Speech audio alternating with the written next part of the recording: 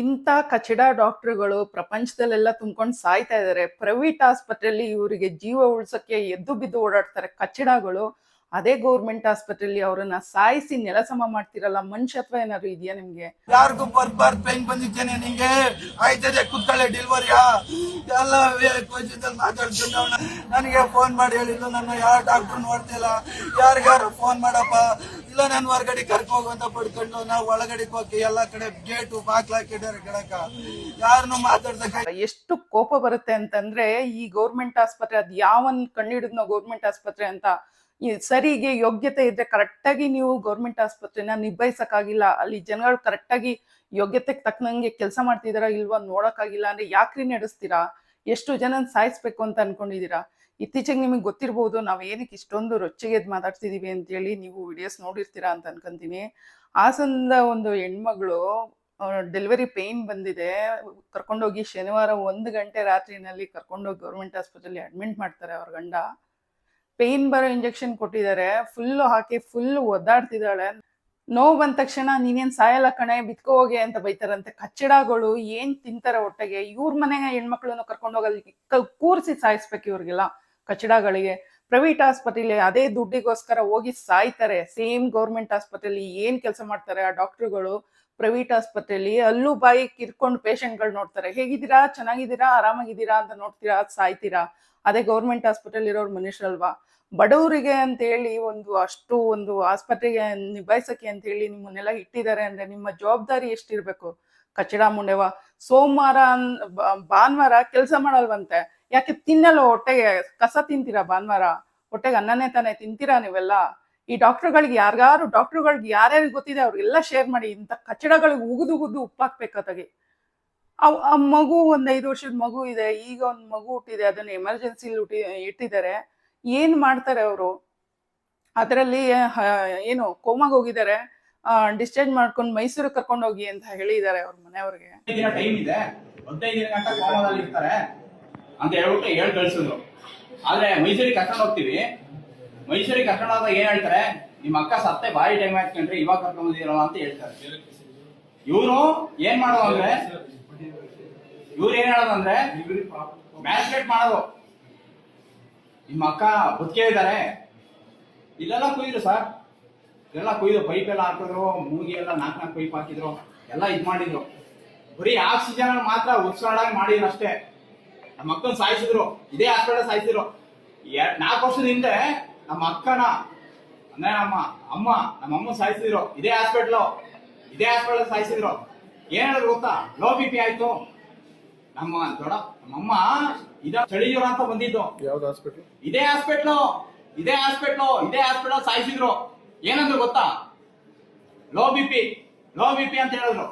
Low BP ಆಗಿ ಸತ್ರು ಅಂತ ಹೇಳ್ಬಿಟ್ಟು ಅದೇ ತರ ನಮ್ಮ ಮಕ್ಕಳನ್ನು ಸಾಯಿಸಿರಿ. ಇವತ್ತು ಸಾಯಿಸಿ ಕೊನೆಗೆ ಏನು ಅವ್ರು ನೋಡ್ರೆ ಸತ್ತೆ ಎಷ್ಟೋ ಹೊತ್ತಾಗಿದೆ. ಅಲ್ಲಿ ಕರ್ಕೊಂಡು ಹೋದ್ರೆ, ಮೈಸೂರಿಗೆ ಆಸ್ಪತ್ರೆ ಕರ್ಕೊಂಡು ಹೋದ್ರೆ ಅವ್ರು ನೋಡ್ತಾರೆ, ಇವ್ರು ನೋಡ್ತಾರೆ ಅಂತ ಅಲ್ಲೊಂದು ಡ್ರಾಮಾ ಮಾಡ್ತಾರೆ.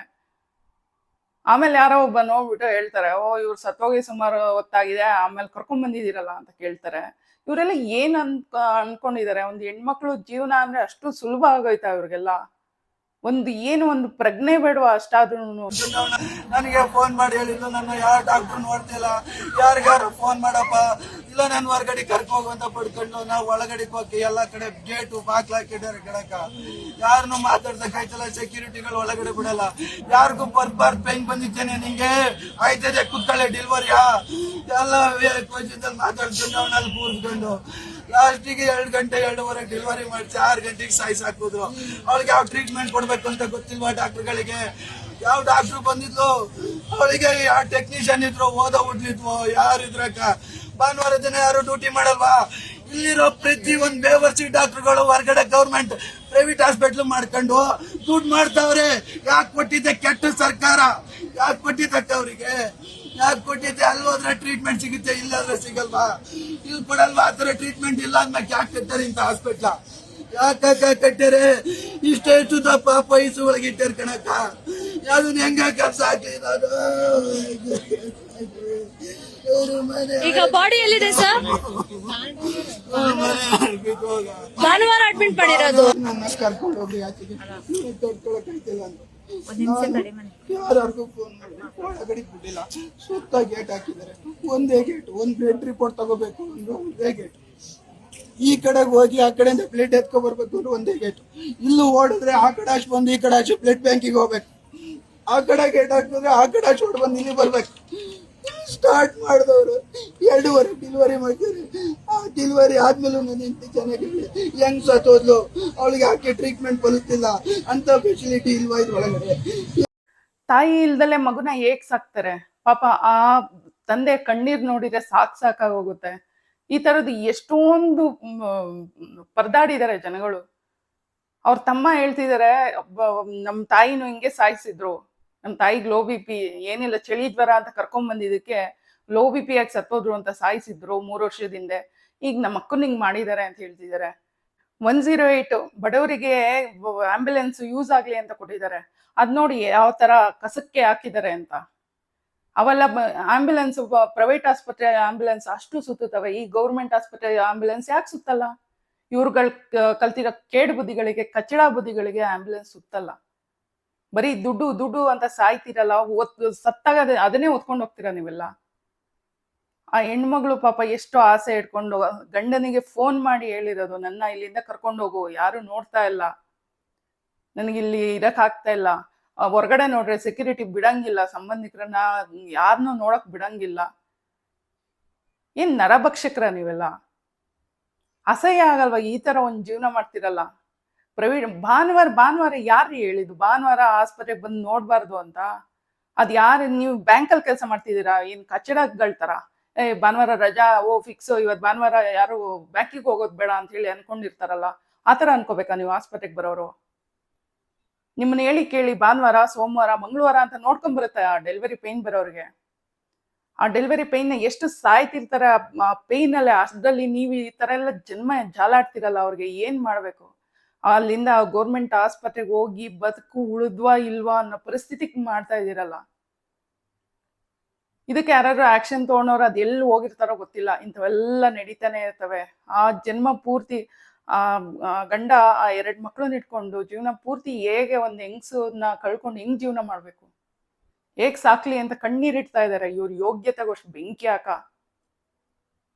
ನೀವು ಮುಂದಕ್ಕೂ ಒಳ್ಳೆ ಸಾವೆಂತ ಪಡೆಯಲ್ಲ. ಇಂಥ ಒಂದು ಬಡವರು ಕಷ್ಟಗಳನ್ನ ಅರಿದ ಇಷ್ಟೊಂದು ದುರಂಕಾರಿ ಕಚಡಗಳ ತರ, ಬೇವರ್ಸಿಗಳ ತರ ಜೀವನ ಮಾಡ್ತಿದ್ರೆ ತುಂಬಾ ಬೇಜಾರಂತ ಅನ್ಸುತ್ತೆ. ಆಕೆ ಪಾಪ ಗಂಡಂಗ್ ಫೋನ್ ಮಾಡಿ ಕಣ್ಣೀರಿಟ್ಟಿದ್ದಾರೆ, ಬಂದು ಬೇರೆ ಕಡೆ ಕಾರು ಕರ್ಕೊಂಡು ಹೋಗು ಅಂತ. ಅಲ್ಲಿ ಬಂದ್ರೆ ಒಳಕ್ ಹೋಗಂಗಿಲ್ಲ. ನೋಡಿ ವಿಡಿಯೋಸ್ ನೀವೇ ನೋಡ್ತಿರ್ಬೋದು, ಎಷ್ಟು ಮನ್ಸಿಗೆ ಬೇಜಾರಾಗ್ತವೆ. ಏನ್ ನೀವು ಉಗಿದ್ರು ಇವಾಗ ಮಾನ ಮರ್ಯಾದಿಲ್ಲ ಕಚ್ಚಡಗಳಿಗೆ. ಅವರೇ ಹೇಳ್ತಾರಲ್ಲ, ಆಸ್ಪತ್ರೆ ಅಲ್ಲಿ ಗೌರ್ಮೆಂಟ್ ಆಸ್ಪತ್ರೆಯಲ್ಲಿ ಇರೋ ಡಾಕ್ಟ್ರು, ಒಬ್ಬೊಬ್ರು ಡಾಕ್ಟ್ರುನು ಎಲ್ಲ ಪ್ರೈವೇಟ್ ಕಡೆಗೆ ಹೋಗಿ ಕೆಲಸ ಮಾಡ್ತಾರೆ. ಅಲ್ಲಾರೆ ಯಾವ ದಿನ ಯಾವ ಇದು ಲೆಕ್ಕಾಚಾರ ಏನು ನೋಡದೆ ನೋಡುವಂಥವ್ರು ಇನ್ನೆಂತ ದುಡ್ಡಿಗೆ ಸಾಯ್ತಿದಾವೆ ಅಂತ ಕಾರಣ. ಈ ಇಂಥ ವಿಡಿಯೋಗಳನ್ನ ದಯವಿಟ್ಟು ಶೇರ್ ಮಾಡಿ. ಈ ಡಾಕ್ಟರ್ಗಳು ಯಾರು ಇರ್ತಾರಲ್ಲ ಅಂಥವ್ರಿಗೆ ಶೇರ್ ಮಾಡಿ, ಎಂತ ಕಚಡ ಬುದ್ಧಿ ಕಲಿತಿದ್ದೀರಾ ಅಂತ.